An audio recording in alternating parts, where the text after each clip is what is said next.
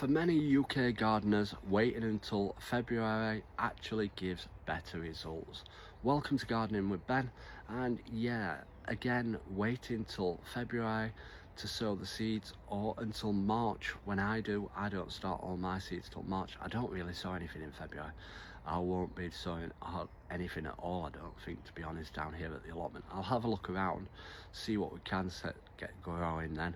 But yeah, I hold off until March, when it's a lot warmer and the days are longer and we're getting more light, and I'll be starting all mine off in an unheated greenhouse. I don't have no heat in there, and yeah, that is when I start all my seedlings off.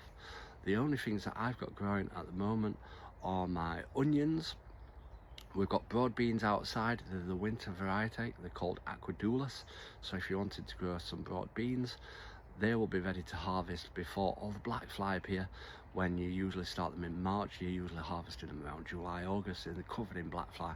Whereas if you're sowing them now, they'll be ready to harvest before the black fly appear.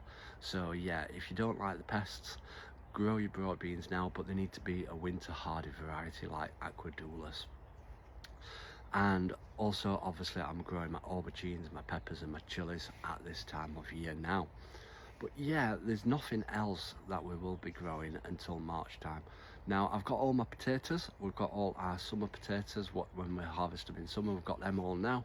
We won't be planting them now. We don't plant them until Good Friday. It's an old gardener's tale where you should plant them on Good Friday. It's to do with the moon, and yeah, many old gardeners follow the moon for sowing and planting periods as well. So if you're interested in that, have a look it up and see about planting with the moon.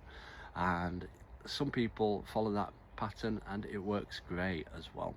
They do say that you should harvest your garlic on the longest day, so that's another gardener's tale what people follow as well. So yeah, waiting that extra couple of months does help in the long term. Plants do catch up. Now, if you're starting them now, they will grow really slowly and not establish as fast. Whereas if you start them off in March, the heat from the summer what will be appearing will help them speed up and grow pretty fast.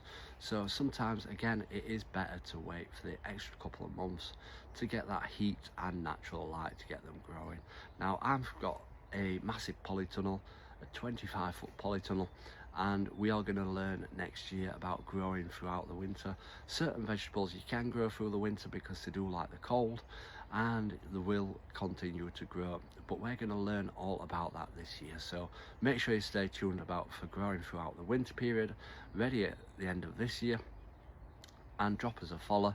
Until next time, everyone, remember, keep smiling, keep shining, and keep gardening with Ben, everyone.